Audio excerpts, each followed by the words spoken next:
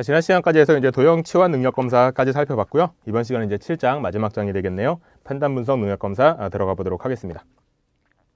판단 분석 능력 검사는요, 크게 나누면 한 두 가지로 나눠지는 게, 하나는 이제 논리학적인 내용들, 그래서 명제라는 부분과 그 다음에 오류라는 부분, 이 두 가지가 약간 이제 논리학적인 부분이거든요. 그래서 이제 명제라는 거는 뭐 어떤 조건 명제를 위시로 한 여러 가지 명제에 관한 내용들도 좀 보고요. 그 다음에 추론 해서 연역 추론, 귀납 추론, 유비 추론 이런 것도 살펴보고요.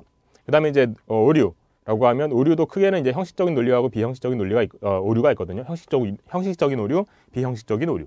그래서 형식적인 오류라고 하면 어떤 그 논리적인, 어떻게 보면 형식 논리학적인 어떤 오류가 일어나는 거고, 비형식적인 오류라고 하면 그 논리학적으로, 형식적으로는 뭔가 이렇게 형식 논리학적에서는 틀린 것이 없지만 내용적으로 봤을 때 뭐가 좀 이상하다라고 하는 것들이 비형식적 오류가 됩니다. 그래서 이제 이런 내용들을 살펴보도록 하겠습니다. 그래서 이거는 이제 두 강 정도를 볼 텐데요. 한 강은 앞에 있는 이론들을 위주로 보고요. 또 한 강은 나머지 이제 문제풀이들을 보도록 할 겁니다. 자, 보면 거기에 처음에 스텝 1에서 핵심 이론이라고 되어 있는 부분이 있네요. 첫 번째 추론해서 연역 추론이라고 나와 있는데요. 연역 추론이 있고, 그 다음 페이지를 보시면 귀납 추론이 있고 유비 추론도 있어요. 그래서 연역하고 귀납을 이제 구분하는 기준을 생각해 보면, 연역이라고 하는 것은 일반적인 어떤 규칙으로부터 구체적인 결과에 대한 것을 이끌어내는 것을 연역이라고 해요.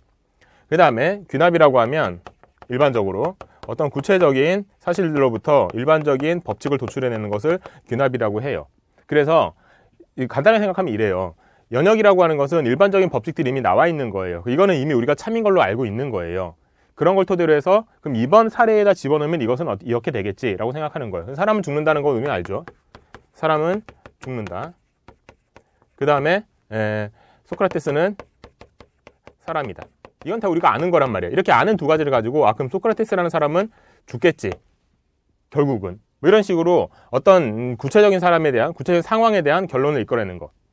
이것이 연역이고요. 귀납이라고 하는 것은 이게 우리가 일반적이라고 결론이 나와야 되는 얘는 우리가 알고 있는 건 아니에요. 근데 구체적인 어떤 사안들을 좀 모아봤더니 이런 식으로 우리가 결론을 내릴 수 있겠구나라고 한번 추론해 보는 거예요.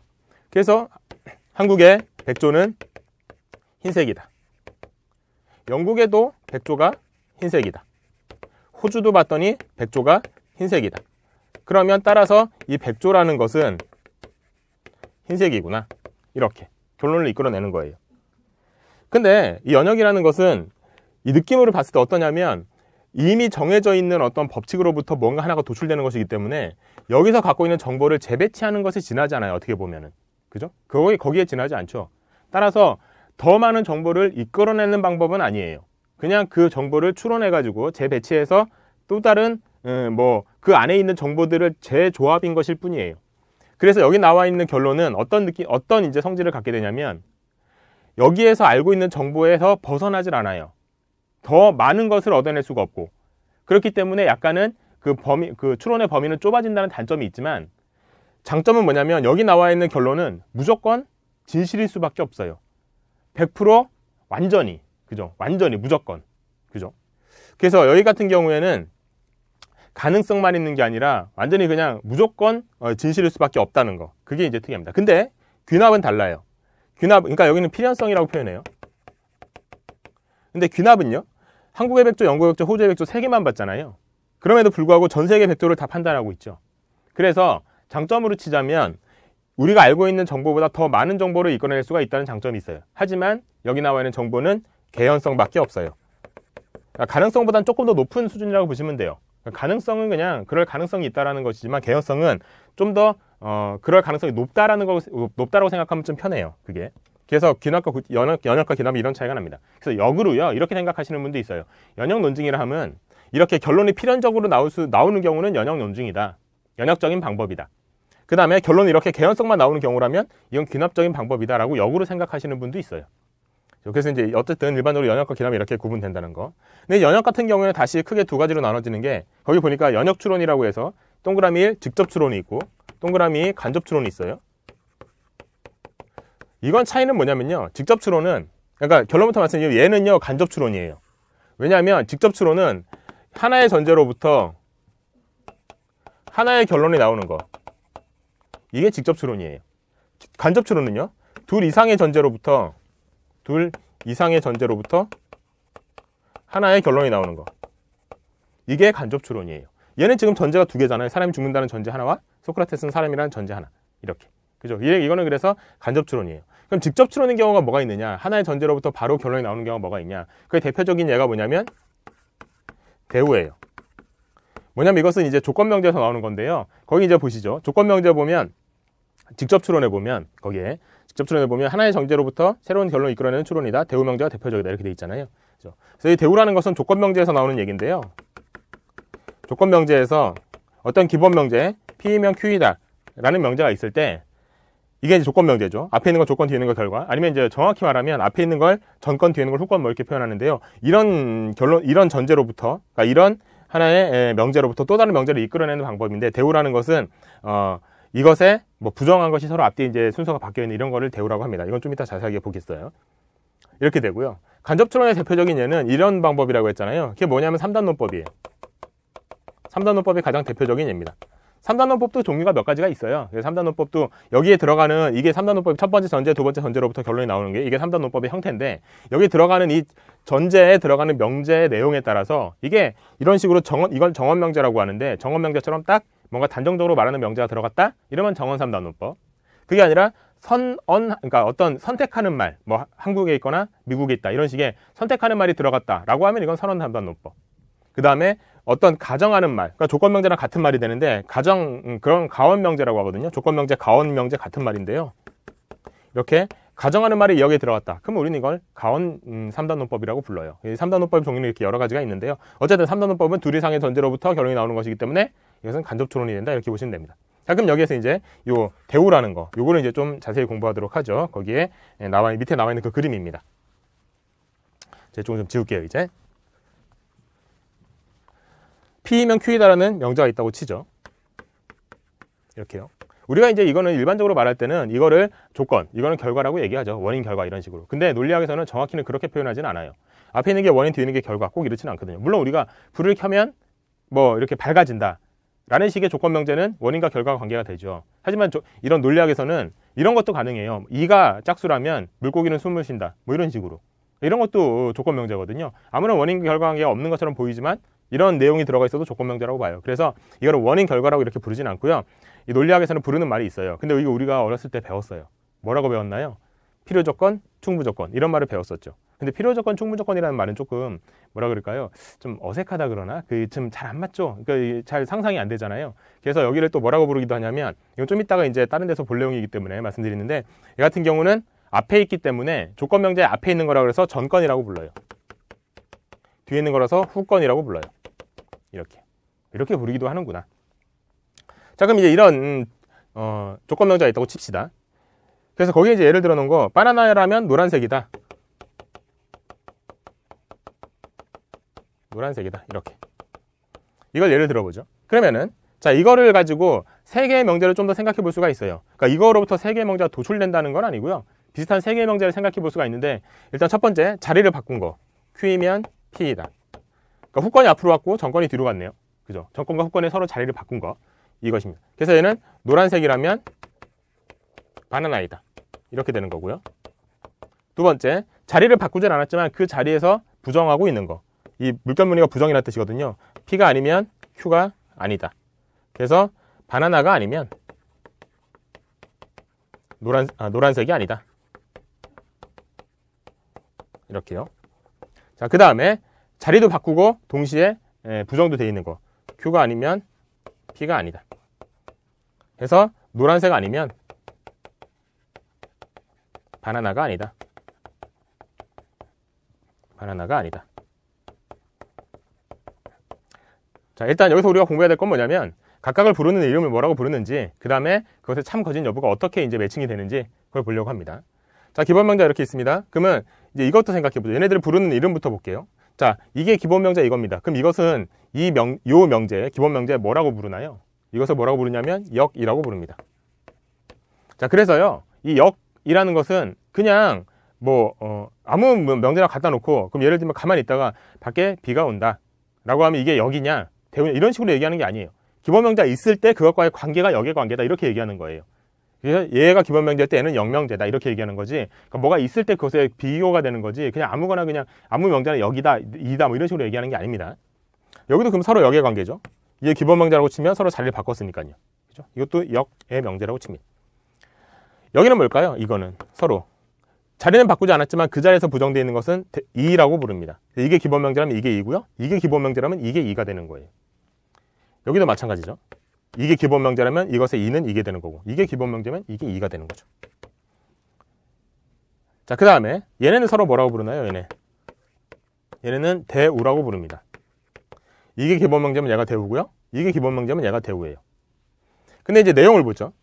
우리는 이제 이걸 알고 있다고 칩시다. 바나나라면 노란색이다 라는 것을 우리가 알고 있다고 칩시다. 그러니까 우리 머릿속에서 이제는 요게 참이라는 가정하에 얘기를 진행해보자는 얘기예요. 그래서 바나나라면 다 노란색이어야 합니다. 바나나 중에서 노란색이 아닌 바나나는 생각하지 않는 거예요. 이제부터는 바나나면 다 노란색입니다. 자, 근데 이걸 우리가 알고 있다는 가정하에 누가 물어본다고 칩시다. 야, 그럼 노란색은 다 바나나냐? 이렇게. 그럼 노란색이면 다 바나나일까요? 다 바나나는 아니에요. 그죠? 그러면 노란색이면 바나나는 아닐까요? 그것도 모르죠. 노란색이 바나나가 아닐 수도 있고 바나나일 수도 있잖아요. 하기 때문에 이건 어떻게 얘기하냐면 기본 명제가 참일 때 그것의 영 명제는 참인지 거짓인지 모른다 라고 표현해요. 이거를. 그래서 이거를요, 참인지 거짓인지 모른다고 해야지 이걸 거짓이라고 하면 안 돼요. 그죠? 그러니까 이게 참일 땐 이건 거짓이다 이러면 안 되고요. 이게 참일 때 이거는 모른다, 이게 맞아요. 그래서 거기에도 우리 교재에도 밑에 보면 거짓 돼 있는데 그것은 거짓이라기보다는 모름이라고 보는 게 좀 더 맞겠습니다. 여기도 마찬가지예요. 2를 볼까요? 바나나라면 노란색, 바나나가 아니면 노란색이 아닐까요? 바나나가 아닌 것 중에 노란색이 얼마나 많은데, 그죠? 그렇다고 해서 바나나가 아닐 때 노란색일 수도 있죠. 하기 때문에 이건 참인지 거짓인지 몰라요. 얘도 마찬가지로. 근데 이 대우를 보죠. 바나나라면 노란색이라고 우리 생각했어요. 그러니까 바나나가 아닌 노란색을 생각하지 말자는 얘기예요. 그죠? 그러니까 바나나 중에 노란색 아닌 걸 생각하지 말자는 얘기예요. 자, 그러면은 제 일로 와보죠. 노란색이 아니면 바나나가 아니냐? 그럴 수밖에 없죠. 바나나는 무조건 노란색이라고 지금 여기서 얘기하고 있잖아요. 그러면은 여기는 무조건 참이 될 수밖에 없어요. 그러니까 이게 참일 때 얘는 참이에요. 중요한 건 그래서 대우입니다. 기본 명제가 참이면 그 대우 명제는 참입니다. 기본 명제가 거짓이면 그 대우 명제도 거짓입니다. 기본 명제가 참인지 거짓인지 모르면 대우 명제도 참인지 거짓인지 모릅니다. 여기서도 마찬가지죠. 보세요. 이게 기본 명제 모르잖아요. 그러니까 그 대우 명제도 모르는 거예요. 됐죠? 이게 이제 이 대우의 관계입니다. 그래서 이게 왜 직접 추론에 들어가 있냐면 어떤 기본 명제 하나를 안다면 그것의 대우 명제도 반드시 참이라는 걸 하나의 전제로부터 바로 결론이 도출되기 때문에 그래서 우리는 이걸 직접 추론이라고 부르기도 합니다. 자, 밑에 핵심 예제를 한번 볼까요? 다음 중 복권에 당첨되면 회사를 다니지 않는다. 대우는 뭘까요? 회사를 다니면 복권에 당첨된 것이다. 당첨되지 않은 것이다. 이렇게 되는 거겠죠. 그죠? 그러니까 뒤에 있는 걸 앞으로 해서 복권에 당첨이 되면 적어드리면 복권에 당첨이 되면 회사에 다니지 않는다 이렇게 돼 있잖아요. 그럼 여기에서 이게 서로 자리를 바꾸면서 부정되어 있는 게 대우 명제라고 했으니까 회사에 다니면 복권에 당첨되지 않은 것이다. 그죠? 이렇게 될 수 있겠죠. 하기 때문에 답은 4번이 적절하다. 이렇게 보시면 된다는 얘기입니다. 자, 됐고요. 그 다음에 간접추론 나와 있네요.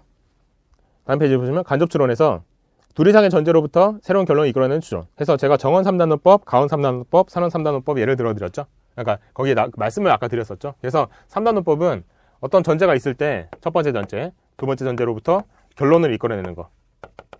이게 3단원법의 형태인데 만약 아까 얘기했던 것처럼 사람은 죽는다. 소크라테스는 사람이다. 이렇게 돼 있으면 이거는 정언명제라 그래요. 그러니까 뭔가 단정적으로 얘기하는 거 정언명제라고 하는데 저희 두 개 정언명제로부터 소크라테스는 죽는다라는 결론이 나왔잖아요. 그래서 이것은 정언 3단원법이라고 부르고요. 가원 3단원법은 가원명제가 조건명제예요. 같은 말이에요. 그러니까 예를 들면 비가 오면 거기 예를 들어 놓은 걸 보죠. 히틀러는 안개가 끼면 비행기가 뜨지 않는다. 안개가 끼면 비행기가 뜨지 않는다. 근데 거기 뭐라고 돼 있어요? 안개가 꼈다? 이렇게 돼 있죠. 그러니까 이게 지금 가원 명제잖아요. 그래서 이거 전체를 가원 3단원법이라고 불러요. 안개가 꼈다? 그러면 비행기는 뜨지 않겠지. 이게 가원 3단원법입니다. 다음에 그 밑에 있는 선언 3단원법을 볼까요? 선언 3단원법은 선언 명제가 들어가면 되는 건데요. 선언 명제는 뭐냐면 뭔가 선택하는 거라고 말씀드렸어요. 거기 예를 들어보죠. 내일은 비가 오거나 눈이 온다. 비가 오거나 눈이 온다. 이렇게요. 근데 이거 뭐뭐거나의 뜻은 정확히 아셔야 되는 게요. 뭐뭐거나는 우리가 일상적으로 말하는 뭐뭐거나는 보통 우리가 양자택일로 생각을 하잖아요. 그래서 뭐 짜장면 먹거나 짬뽕 먹어야 되는데 뭐 먹을래? 그럼 난 짜장면, 난 짬뽕 이렇게 선택을 하잖아요. 근데 이거는 일상 용어에서는 그렇지만 논리학에서는 안 그래요. 논리학에서는 이 뭐뭐거나라는 말, 오어라는 말, 혹은 또는이라는 말은 어떻게 쓰냐면 최소한 하나라고 표현을 해요. 최소한 하나. 짜장면 먹거나 짬뽕 먹어야 돼. 뭘 먹을래? 그럼 이 말은 무슨 말이냐면 짜장면을 먹거나 짬뽕을 먹거나 최소한 하나를 먹어야 돼. 이 말이에요. 배고프면 어떻게 할까요? 둘 다 먹어도 된다는 얘기예요. 바닥에 1,000원짜리하고 10,000원짜리가 두 개 떨어져 있어요. 1,000원짜리 줍거나 10,000원짜리를 주어야 해요. 어떻게 하실까요? 어떻게 하실까요? 이랬을 때 정확한 이 논리학적인 의미는 둘 다 주어도 되는 거예요. 최소한 하나를 주어야 된다 이 말이니까요. 그래서 둘 다 줍는 게 답이거든요. 이것도 마찬가지예요. 비가 오거나 눈이 온다. 이거는 내일 비도 눈도 둘 다 올 수도 있어요. 근데 비만 올 수도 있어요. 눈만 올 수도 있어요. 근데 둘 다 안 오진 않는다는 얘기예요. 최소한 하나는 온다 이 뜻이에요. 이 말은. 자, 근데 그 밑에 뭐라고 되어 있냐면 두 번째 전제에서 내일은 비가 오지 않는데요. 그럼 뭘까요? 둘 중에 최소한 하나는 와야 되는데 비가 오지 않는데 그 따라서 눈은 와야 되겠죠. 따라서 눈이 온다 라는 결론이 나오는 게 이게 선원 3단 논법입니다. 자, 됐고요. 이게 이제 연역추론에 관한 얘기였고요. 그 다음에 균합추론 보죠. 균합추론은 특수한 사실로부터 일반적이고 보편적인 법칙을 찾아내는 추론 방법 해가지고요. 히틀러는 사람이고 죽었다. 스탈린도 사람이고 죽었다. 따라서 모든 사람은 죽는다. 이렇게 되는 거죠. 아까 드렸던 예를 생각해 보시면 되겠습니다. 다음에 유비추론. 유비추론은 뭐냐면요. 비슷한 것끼리 한번 생각을 해보는 거예요. 예를 들어 A라는 사람이 있고 B라는 사람이 있다고 쳐요. A라는 사람이 축구도 잘해요. 야구도 잘해요. 농구도 잘하고 수영도 잘해요. 근데 이 사람이 가만 보니까 배구도 잘하네. 근데 B를 보니까요. B도 축구도 잘해요. 야구도 잘해요. 농구도 잘해요. 수영도 잘해요. 그러니까 A하고 B하고 되게 비슷해요. 그럼 우리가 무슨 결론을 얻어낼 수 있을까요? 얘도 그럼 배구도 잘할 것 같은데? 이런 생각이 들겠죠. 이게 유비추론이에요. 비슷한 것이 많으면 그 나머지 하나도 비슷하겠지라고 생각하는 거예요. 그 예를 들어놓은 거 보죠. 밑에 예를 바로 갈게요. 지구에는 생물이 있다. 근데 화성은 지구하고 비슷하다. 그러니까 화성에도 생물이 있겠지라고 추론하는 게 이게 유비추론이에요. 핵심 예제 볼까요? 밑에. 다음에 나타난 추론 방식. 수정이는 식사로 라면을 먹거나 국수를 먹는다. 근데 국수를 먹지 않았다. 따라서 수정이 점심 국수를 먹었다. 이렇게 돼 있잖아요. 그게 뭐는 이제 라면을 먹지 않았다. 국수를 먹었다. 이렇게 되는 거겠죠. 정확히는. 자, 이랬을 때 이거는 무슨 추론일까요? 그러니까 이게 이제 옳고 그름을 떠나서 추론 방식을 놓고 보면 뭐였어요? 아까 이거죠. 이거 뭐뭐 하거나 뭐뭐 해야 된다. 근데 뭐뭐 했다. 뭐뭐 하지 않았다. 따라서 뭐뭐 했다. 이런 식으로 나오는 거죠. 선원 3반론법의 형태입니다. 근데 선원 3반론법은 어디에 들어간다고요? 간접 추론에. 왜냐면 전제가 두 개니까. 그죠? 하기 때문에 얘는 간접 추론이 됩니다. 답은 3번이죠. 자, 이렇게 해서 이제 형식 논리학적인 얘기를 좀 했고요. 그 다음에 두 번째, 오류에 관한 얘기를 들어가겠습니다. 오류는 첫 번째 형식적 오류, 그 다음에 두 번째 비형식적 오류가 있어요. 형식적 오류는 우리가 지금까지 살펴본 이 형식 논리학적인 얘기들에 관한 약간의 연결선상에 있습니다. 거기 오류의 형식적 오류를 먼저 보죠. 첫 번째 나와 있는 게 순환 논증의 오류입니다. 순환 논증의 오류면 이거는 결론하고 전제가 서로 그냥 같은 말을 하고 있는 거예요. 결론 어떻게 보면 그냥 순환되는 거예요. 어떤 전제로부터 결론이 이끌어져야 되는데 결론이 전제고 전제가 결론인 경우예요. 볼까요?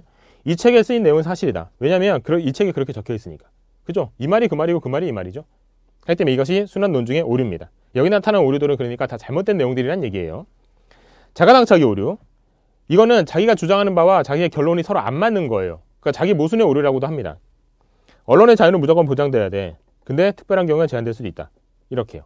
그러니까 이거 같은 경우가 뭐 특별한 경우가 아주 특별한 경우는 모를까 언론의 자유는 제한돼야 된다. 보장돼야 된다. 근데 어떤 언론은 제한돼야 된다. 라고 하면 그럼 이거는 서로 앞뒤가 안 맞는 거잖아요. 이게 이제 자가당착의 오류예요. 그래서 전제와 결론 사이에 모순이 발생하는 것. 다음에 밑에 정권 부정, 후권 긍정. 이게 많이들 헷갈려 하시는데요. 자, 볼까요? 아까 얘기했던 조건 명제로 다시 한번 보죠. P이면 Q이다. 근데 여기서 뭐가 있냐면 이게 전권이라고 불렀어요. 이게 후권이라고 불렀어요. 그죠? 근데 아까 이 명제로부터 우리는 세 개의 명제를 좀 더 생각해 볼 수 있다고 했어요. Q이면 P이다. 다음에 P가 아니면 Q가 아니다. 그죠? 좀 정확하게. P가 아니면 Q가 아니다. 밑으로 적을게요. 보시기 편하게. Q이면 P이다. P가 아니면 Q가 아니다. Q가 아니면 P가 아니다. 그래서 우리는 이걸 뭐라고 역이라고 불렀고 이라고 불렀고 대우라고 불렀어요. 얘는 도출이 되는지 안 되는지 모른다고 했고 얘가 참일 때 얘는 참이라고 했어요. 따라서 이런 정보가 있을 때 이런 식으로 결론을 내는 거 이것은 옳은 결론이에요. 하기 때문에 얘는 오류라고 부르지 않아요. 근데 이런 전제로부터 이런 결론이 나오면 이건 오류예요. 그죠? 그래서 거기 예를 들어 놓은 게 컴퓨터 게임에 몰두하면 눈이 나빠진다. 컴퓨터 게임에 몰두하면 눈이 나빠진다. 이렇게요. 그럼 여기에서 이런 식으로 눈이 나빠지면 컴퓨터 게임에 몰두한 거 이렇게 결론이 나오면 안 되겠죠. 왜냐하면 여기서부터 이것은 도출해낼 수가 없으니까. 그죠? 근데 보세요. 거기 정권 부정의 오류라고 나와 있는 거. 정권 부정 오류라고 나와 있는 거는 요 밑에 부분이니까 여기로 예를 들게요. 컴퓨터 게임에 몰두하면 눈이 나빠진다. 근데 희철이는 컴퓨터 게임에 몰두하지 않는다. 따라서 눈이 나빠지지 않을 것이다. 이렇게 되는 거죠. 볼까요? 여기서부터 이게 도출되면 안 되죠. 근데 여기서부터 이게 도출이 됐어요, 지금. 그죠? 하기 때문에 어떤 명제 2를 이용한 거나 마찬가지예요. 그래서 이건 오류입니다. 오류인데 이름이 왜 정권 부정의 오류라고 써있냐. 볼까요? 아까 얘기했죠. 정권이고 후권이라고 했어요. 지금 뭐 했나요? 정권을 부정했죠. 그러면서 후권을 부정한 결론을 이끌어냈잖아요. 하기 때문에 이것은 오류라는 거예요. 명제 2를 이용했다라는 말도 맞는 말이고요. 정권 부정의 오류라는 말도 맞는 말. 같은 얘기예요, 결국은. 그래서 이걸 정권 부정의 오류라고 불러요. 정권을 부정함으로써 후권을 부정하는 결론을 이끌어냈잖아요. 자, 그 다음에 그 밑에는 후권 긍정의 오류를 보죠. 여기입니다. 그건 여기에 관한 건데요. 비가 오면 땅이 젖는다. 비가 오면 땅이 젖는다. 근데 거기 뭐라고 되어 있냐면 땅이 젖었다. 따라서 비가 온 것이다. 이렇게 얘기하고 있죠. 뭘까요? 이 명제의 역을 이용했죠. 하기 때문에 이것은 오류입니다. 옳지 않은, 이거는 옳은지 그른지 모르는데 옳다고 그냥 얘기하고 있는 거니까. 근데 그 내용을 보건데 어떤가요? 후권을 긍정함으로써 정권을 긍정하는 어떤 결론을 이끌어냈죠. 그래서 이걸 후권 긍정의 오류라고 불러요. 그래서 이게 정권 후권이라는 말을 알면 정권 부정의 오류와 후권 긍정의 오류를 이해할 수가 있을 겁니다.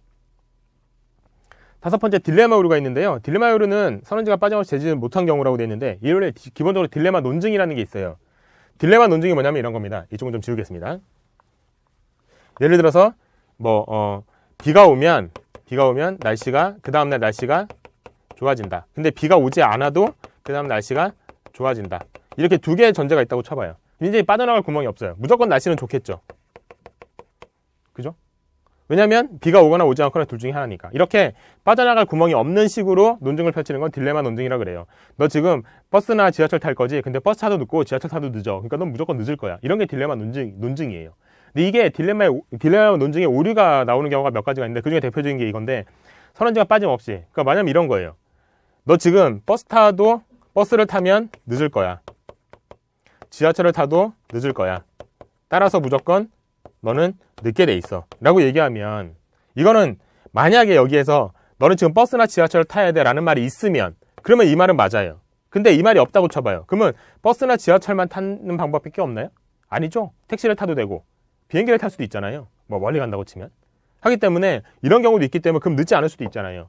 하기 때문에 이렇게 선택지가 이것만으로 선택되지 않는데도 불구하고 다른 선택지가 있음에도 불구하고 꼭 이것만 있는 것처럼 얘기하는 거. 이런 게 이제 딜레마의 오류라고 부르기도 합니다. 여기도 보니까 보수주의적 의원과 혁신주의적 의원들 이렇게 둘만 얘기하고 있잖아요. 이 중도 의원들은 그럼 어떻게 되는지 모르잖아요. 하기 때문에 원하는 대로 통과될 수 있을지 없을지는 모르는 거죠. 그래서 이 딜레마 오류는 이런 거라고 보시면 됩니다. 여기 안 나와 있는데 하나 더 추가를 제가 해드리면요. 많이들 헷갈려 하시는 게 뭐가 있냐면 아까 정권 부정의 오류, 후권 긍정의 오류를 했었잖아요. 그래서 다시 한번 보면 이게 후권 긍정의 오류. 후권을 긍정함으로써 오류를 범하는 거. 얘는 정권 부정의 오류라고 했어요. 또 뭐가 있냐면 선언지 긍정의 오류라는 게 있어요. 이건 어디냐면요. 이거는 조건명제에서 하는 게 아니에요. 가원명제에서 하는 게 아니라 선언명제에서 하는 거예요. 선언명제 아까 뭐라 그랬어요? 선택할 수 있는 말이요. P 혹은 Q이다. 이거요. 그래서 예를 들어 볼게요. 지금 너는 아까 이제 예를 들어 놓은 거 보면 이런 거죠. 비가 오거나 아까 선언명제 예를 들어 놓은 게 비가 오거나 눈이 온다. 그렇죠? 비가 오거나 혹은 눈이 온다. 자, 이게 제대로 된 논증이 되려면 어떻게 해야 되냐면 이렇게 돼야 돼요. 비가 오거나 눈이 온다. 근데 비가 오지 않는다. 따라서 내일은 눈이 오겠지. 이거는 제대로 된 논증이에요. 그죠? 얘는 제대로 된 논증인데 그게 아니라 비가 오거나 눈이 온다. 근데 내일은 비가 올 거야. 따라서 내일은 눈은 안 오겠네. 이렇게 하는 거. 이게 선언지 긍정의 오류예요. 얘는 오류가 아니라 얘는 괜찮은 건데요. 얘가 선언지 긍정의 오류라고 불러요. 뭐냐면 아까 얘기했잖아요. 비가 오거나 눈이 온다는 말은 둘 중에 양자택일이 아니라 둘 중에 최소한 하나라는 뜻이에요. 내일은 비만 올 수도 있고 눈만 올 수도 있고 비하고 눈 둘 다 올 수도 있다는 얘기예요. 그러니까 비가 온다는 말로부터 눈이 안 온다는 말은 도출이 안 돼요. 이거는. 그죠? 일상적인 용어에서는 도출이 되지만 논리학에서는 그렇지 않다고요. 그러니까 짜장면 먹거나 짬뽕을 먹어야 돼. 짜장면 먹어? 그럼 짬뽕을 못 먹는 거다? 아니에요. 둘 다 먹을 수 있는 거거든요. 하기 때문에 이걸 선언지 긍정의 오류라고 불러요. 그래서요. 이게 이 말이 지금 헷갈려요. 후권 긍정, 정권 부정, 선언지 긍정. 대체로 비슷하게 보이잖아요. 근데 얘네들은 조건명제, 가원명제에서 하는 거고요. 얘네들은 선언명제에서 하는 겁니다. 그래서 이것도 추가해서 또 구분해서 알아두시면 좋겠습니다. 이게 형식적 오류고요. 비형식적 오류를 볼까요? 넘어가면 비형식적 오류는요, 크게 한 3가지 정도로 나눠놨는데요. 심리적 오류, 자료적 오류, 그 다음에 언어적 오류 3가지로 나눠놨는데, 실은 이 심리적, 자료적, 네, 언어적, 이 카테고리 자체는 너무 신경 쓰시지 않아도 돼요. 왜냐하면 비슷비슷한 오류인데도 불구하고 이거를 어디서는 심리적으로 넣기도 하고 어디서는 언어적으로 넣기도 하고 막 그렇거든요. 하기 때문에 이거는 이제 보시는 학자분들마다 다 이제 얘기가 다르기 때문에 그냥 어떤 카테고리에 신경 쓰지 말고요. 하나하나를 그냥 공부하듯이 그렇게 공부해 주시는 게 좋습니다. 그래서 거기에 보면 일단 심리적 오류 중에서 첫 번째 인신공격의 오류 있는데, 이런 인신공격의 오류라는 말과 그게 뜻하는 바가 뭔지만 이제 알아가시는 쪽으로 보시면 되겠습니다. 자, 인신공격의 오류. 비난 잡을 만한 걸 트집 잡아서 그 사람의 주장을 이제 옳지 않다고 생각하는 거예요. 그 사람 믿을 수 없어요. 왜냐하면 전과자니까. 전과자라는 것은 이제 아무래도 좀 기분 나쁘죠. 들으면. 그죠? 그래서 이렇게 들으면 기분 나쁜 얘기를 해놓고는, 근데 그 사람이 전과자라는 게 그 사람이 하는 말이 틀렸다라고 말할 수 있는 근거가 될까요? 그런 근거는 안 되죠. 그래서 오류는 근거가 정확하지 않을 때 오류가 나오는 건데, 여기서 말하는 이 근거도 정확하지 않은 이유가 그냥 그 사람의 인신을 공격해서, 그죠? 하게 이 결론을 도출해내지 않는 것이기 때문에, 어떤 특별한 자기가 원하는 결론을 도출해내는 것이기 때문에, 그래서 이것을 인신공격의 오류라고 불러요. 믿을 수 없다는 결론을 이끌어냈죠. 왜냐하면 전과자라는 이유로. 자, 피장파장의 오류. 피장파장의 오류는 한마디로 뭐라고 하면 되냐면요, 그러는 너는 이거예요. 그러니까 A라는 사람에 대한 얘기를 하고 있는데 A가 그것을 자기를 지적하는 사람한테 너도 그랬잖아 라고 얘기하는 거예요. 그렇다고 A가 잘못한 게 없어지진 않잖아요. 그죠? 이런 게 피장파장의 오류예요. 내가 뭘 잘못했다 그래? 오빠는 더 하더라 뭐, 이거예요. 그러니까 만약에 나라는 이 사람이 예를 들면 야간 자율학습을 땡땡이를 치고 놀러 갔다고 쳐요. 잘못한 거 맞죠? 근데 만약에 오빠도 야간 자율학습 땡땡이 쳤다고 쳐요. 그럼 둘 다 잘못한 거죠? 그러니까 근데 이걸 가지고 오빠가 뭔데 나한테 그래? 그렇다고 해서 자기가 야간 자율학습을 땡땡이 친 게 없어지진 않는 거잖아요. 하기 때문에 이런 걸 피장파장의 오류라고 불러요. 자, 정황이 호소하는 오류. 그러니까 정황이 호소하는 오류하고요, 기억의 인신공격의 오류가 좀 헷갈리거든요. 이거를 좀 구분하시는 방법은, 이거를 꼭 구분하는 식으로 문제가 나오지는 잘 않아요. 왜냐면 두 개가 워낙에 비슷하기 때문에 이거 두 개를 구분하라는 문제는 제가 별로 본 적은 없는데요. 혹시라도 구분을 할 거면, 정황이 호소하는 오류도 마찬가지로 그 사람의 어떤 상황을 공격하는 건데요. 인신공격의 오류도 상황을 공격하는 거거든요. 비슷하게. 근데 인신공격의 오류는 뭔가 기분 나쁜 상황으로 공격하는 거고요. 전과자 이런 기분 나쁘잖아요. 그죠? 쟤는 예전에 전과가 있었어. 기분 나쁘잖아요. 그죠? 이런 거. 근데 정황은 꼭 기분 나쁜 것만은 아닌 거. 그런 걸로 공격하는 게 정황의 오류라고 보시면 돼요. 그래서 보면, 자네와는 생각이 달라도 우리가 우리 회사의 기본 방침이다 라고 돼 있잖아요. 그러니까 너는 그렇게 생각할지 몰라도 우리는 그렇다라는 거예요. 이 정황이 호소하는 오류의 또 대표적인 예가 뭐가 있냐면, 예를 들어서 일본에서 임진왜란을 역사를 공부하는 그런 학자가 있다고 쳐요. 그 연구하시는 그 학자분한테 당신이 뭘 알아? 일본 사람이 뭘 알아? 이순신에 대해서. 일본 사람이 이순신에 대해서 알아서 알면 얼마나 알아? 이렇게 얘기하는 거. 이런 게 정황이 호소하는 오류예요. 왜냐면 그 사람이 일본 사람이라는 거를 지금 가지고 공격을 하는 거잖아요. 일본 사람이라는 건 기분이 나쁜 게 아니죠. 그죠? 근데 그것만 가지고 내가 같은 한국 사람인데 내가 더 이순신을 잘 알지라고 얘기하는 거. 이런 식이 정황이 호소하는 오류예요. 다음에 동정이 호소하는 오류. 얘는 불쌍하니까 봐달라는 얘기예요. 해골을 당하면 저희가 굶어 죽습니다. 봐주세요. 이런 거고요. 공포 호소하는 오류. 겁주는 겁니다. 우리 요구를 받아들이지 않으면 엄청난 사태가 벌어질 겁니다. 쾌락이나 유머에 호소하는 오류. 이런 식이죠. 말장난 비슷하게. 그럼 당신은 원숭이인가요? 이런 식으로. 그 다음에 사적 관계에 호소하는 오류. 그냥 봐달라는 거예요. 그냥 친한 사이니까. 그래서 자네만은 찬성해 줄 줄 알았는데 친한 사이인데 이런 식으로. 아첨에 호소하는 오류. 마찬가지로 그냥 아첨에 의해서 하는 거고요. 너만큼 똑똑한 사람이 아니면 누가 하겠냐 이런 식으로. 군중에 호소하는 오류는 많이 들어보셨죠? 군중에 호소하는 오류는요, 대중에 호소하는 오류 이렇게 부르기도 합니다. 많은 사람이 하는 거니까 그렇기 때문에 이게 맞다고 판단하는 거예요. 거기 보세요. 이 논리학책이 가장 좋은 책입니다. 왜냐하면 가장 많이 팔린 책이니까. 가장 많이 팔렸다고 무조건 좋지는 않아요. 내용을 봐야 아는 거죠. 그죠? 이 드라마가 가장 좋은 드라마입니다. 왜냐하면 가장 많이 봤으니까요. 예를 들어 막장 드라마 이런 것도. 그럼 막장 드라마가 많이 봤다고 무조건 좋은 드라마일까요? 그거는 모르는 거죠. 막장 드라마라고 꼭 나쁜 건 아니지만 많이 봤다고 무조건 좋은 것도 아니니까요. 그죠? 그래서 무조건 많은 사람이 본 영화가 무조건 좋다. 많은 사람이 쓴 화장품이 무조건 좋은 화장품이다. 라고 하는 것은 이건 이제 오류가 되겠죠. 군중의 호소는 오류가 됩니다. 그다음에 치읓.